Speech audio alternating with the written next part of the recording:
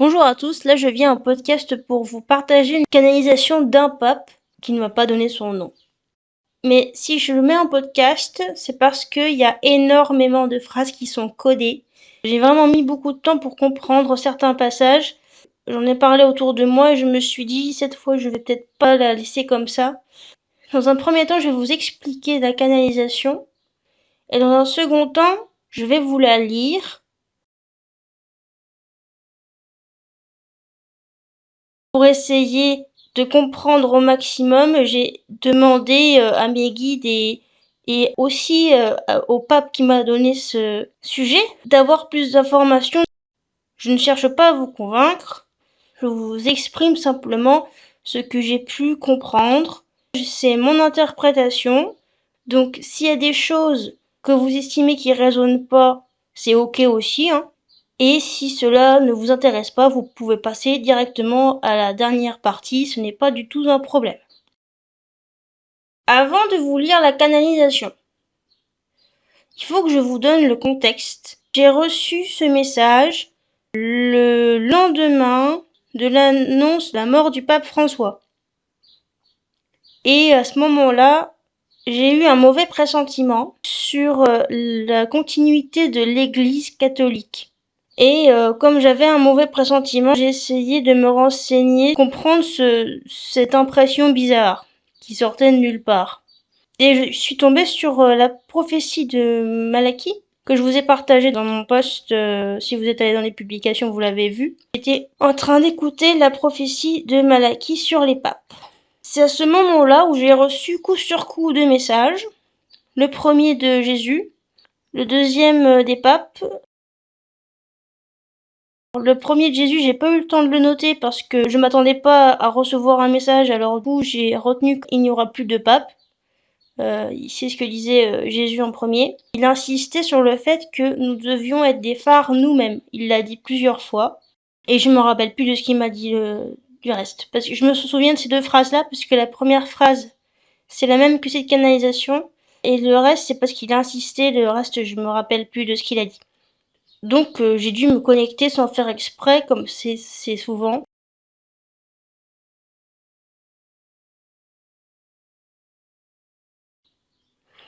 Alors là, je vous mets l'explication de texte. Il n'y aura plus de pape. Alors déjà, plus de pape, donc ça a été dit par Jésus et par ce pape-là.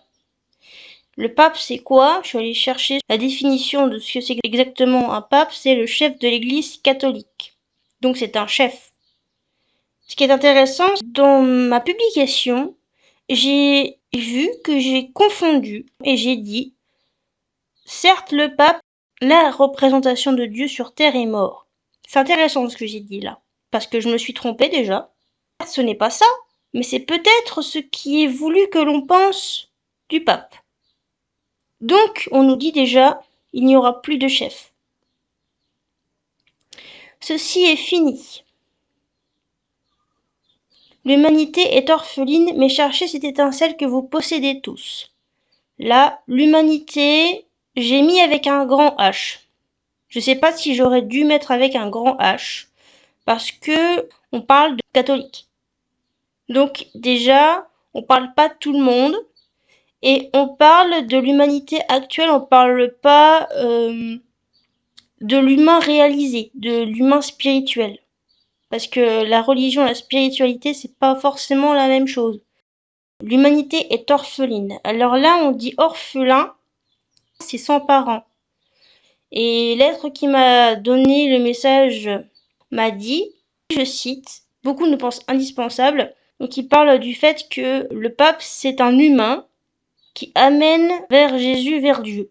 C'est une représentation humaine, plus facile à concevoir dans l'esprit de l'homme que quelque chose d'immatériel comme Dieu ou Marie, où finalement on en parle beaucoup, mais ce sont des êtres éthérés et c'est plus difficile d'accès pour l'homme, du moins dans sa psyché.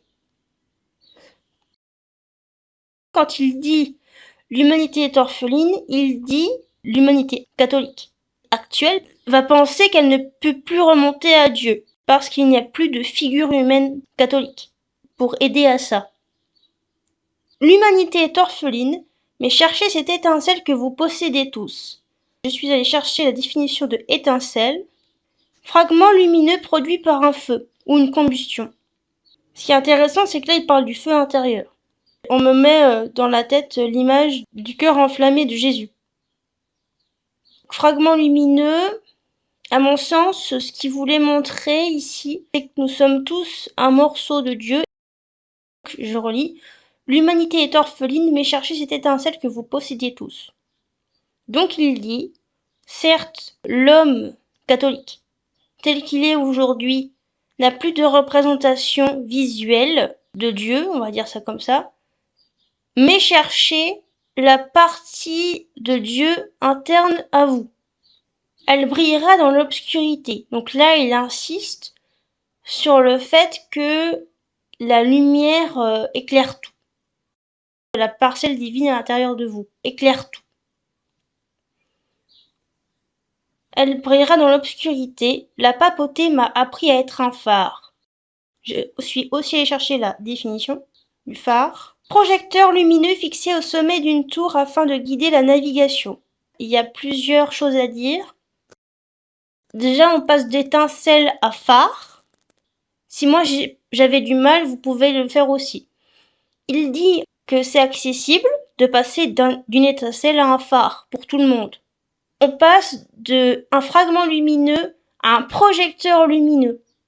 On a un développement qui s'est fait là, de la parcelle lumineuse jusqu'à tout éclairer et très loin. Ce qui est dit ici, c'est si vous commencez à rayonner, vous allez éclairer et vous allez toucher beaucoup plus de personnes que vous pensez. Projecteur lumineux fixé au sommet d'une tour afin de guider la navigation. Déjà, la tour, ça veut dire quelque chose. Donc, je vous laisserai dire en commentaire ce que vous pensez sur la tour. Moi, je vais m'arrêter sur l'aspect physique de la tour, c'est-à-dire la tour, c'est un élément qui est ancré dans le sol et qui va très haut. Et à mon sens, c'est l'image de l'humain réalisé. Et le projecteur lumineux fixé au sommet d'une tour, parce que le phare, ça permet d'aider les bateaux à s'y retrouver. Là, on a une référence à la mer MER, et la mer MER, c'est de l'eau. L'eau est associée aux émotions. Que la papauté lui a appris à être un humain réalisé qui est en capacité de guider les personnes au milieu de leurs émotions. Donc, la papauté m'a appris à être un phare, ce que je ne savais pas être. J'ai eu du mal à en devenir un, mais j'aimais les autres. Donc, il dit que ce n'est pas facile et que aimer les autres, ça a aidé au développement de la lumière qui permet de passer de étincelle à phare. Donc, il donne une énorme clé de compréhension pour quelqu'un qui veut se réaliser. Et tout cela se finit naturellement. Donc là, j'imagine qu'il parle de sa vie terrestre. Voici les ténèbres ces 42 mois prochains. J'ai regardé, ça fait à peu près jusqu'à octobre 2028. Et après, on n'est pas sans savoir que tout est en train de se casser la figure. Et à peu près partout. Il continue, vous êtes à la fin. Vous n'êtes pas perdu. Alors là, c'est pareil, cette phrase-là, j'ai demandé à l'être qui m'a donné le message, qu'est-ce que vous voulez dire par vous n'êtes pas perdu? Il m'a dit, il y a déjà tout ce qu'il faut pour ceux qui ont les yeux pour voir. Et moi, j'ai vu que ça faisait référence au phare. Chacun peut être un phare. Moi et tous les autres papes veillent sur vous. Nous agissons même en étant morts. Nous sommes au pied du siège de Dieu, et Dieu ne vous abandonne pas. Donc au pied du siège de Dieu, déjà il y a le siège de Dieu, qui veut dire le siège de miséricorde, et au pied du siège de Dieu, être au pied de quelqu'un, être serviteur. Dans les prières, il y a beaucoup quelqu'un se prosterner au pied de quelqu'un. Donc se prosterner au pied de mes guides m'ont dit, en fait, c'est une servitude volontaire, mais dans le sens esclavage. Et la différence entre être au pied de quelqu'un et se prosterner devant quelqu'un, c'est l'attitude. Si vous changez d'attitude, vous passez de esclave à être serviteur, dans le service. Et on sait aussi que Jésus est à la droite de Dieu dans les textes. Les papes sont au pied du siège de Dieu. Ça veut dire que le pape ne prend pas l'ascendant sur Jésus ni sur Dieu. Ils ont rajouté: nous servons de relais entre les églises, les diocèses et celui que tu appelles le Tout-Puissant. Normalement, les relais, c'est les anges. C'est comme si c'était parallèle au fonctionnement des anges. Vous pouvez vous confier à vos anges chez vous, et il y en a qui vont se confier aux prêtres. Et Dieu ne vous abandonne pas. Il est important de ne pas vous laisser engloutir par le désespoir. Donc là, j'ai regardé engloutir, la définition de engloutir, qui est très intéressante. On va en parler un peu. Faire disparaître comme dans un gouffre. Il y a les deux notions intéressantes. Disparaître. On peut dire qu'il y a une notion de peur derrière. Comme dans un gouffre, c'est pareil, c'est aussi une notion de peur. Il y a plusieurs peurs. Il y a une notion de vitesse aussi dans engloutir. Il est important de ne pas vous laisser engloutir par le désespoir. Il accentue sur « ne sombrez pas dans vos peurs ». Ces quelques mois seront courts. Il parle des 42 mois. Vous allez être amenés dans vos ténèbres pour renaître en vous. C'est une mort que vous vivrez tous. Quand il parle de mort, c'est plus un changement d'état qu'une mort physique. Il y a une part de vous qui part. C'est une petite mort. Et je pense que c'est ça qu'ils veulent dire. La mort de l'ancien temps pour la venue d'un nouveau. Ce seront les mois les plus éprouvants car il n'y aura plus de lumière dans vos rues. Quand il dit il n'y aura plus de lumière dans vos rues. Mais c'est pas au sens propre du terme. On ne dit pas du tout qu'il n'y aura plus de soleil pendant 42 mois. C'est pas ça qu'il dit. Il n'y aura pas de figure externe pour vous guider. Vous aurez l'impression que tout espoir est perdu. Mais la lumière d'une bougie éclaire beaucoup plus que la lumière extérieure. Quand il dit la lumière d'une bougie, il m'a dit: si tu estimes que chaque personne est une bougie, alors la Terre est éclairée. Ça veut dire que, à l'échelle individuelle, si on se met tous à briller, il y aura plus de problème sur Terre, en gros. Enfin, moi, c'est ce que je comprends ici. Attention, quand on dit briller, je parle pas de l'ego qui a envie de briller, je parle de profondeur spirituelle. Il va être temps de renaître à vous-même. Vous en êtes capable, la fin des temps est là, mais pas votre fin à vous. Toute fin amène à un début. Vous êtes ce début, cette bougie qui éclaire l'autel de la paix. Quand il a parlé de bougie qui éclaire l'autel de la paix, il m'a montré cette image. Si on estime que chaque personne est une bougie et que chaque personne a la bougie allumée, alors la Terre est éclairée.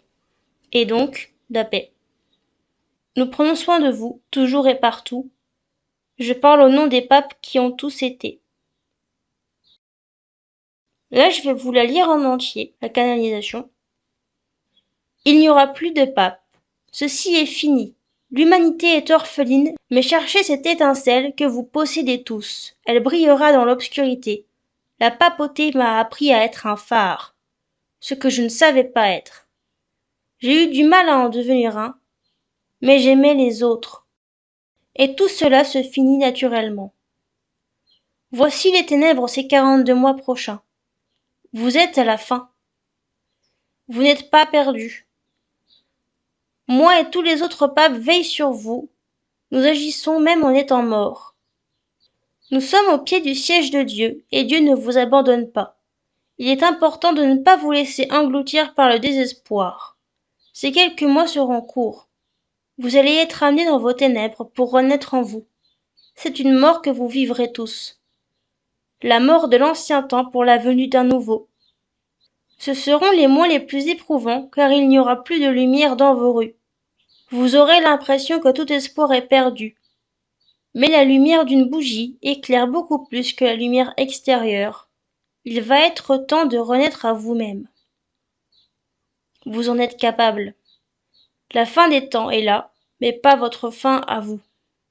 Toute fin amène à un début. Vous êtes ce début, cette bougie qui éclaire l'autel de la paix. Nous prenons soin de vous, toujours et partout. Je parle au nom des papes qui ont tous été.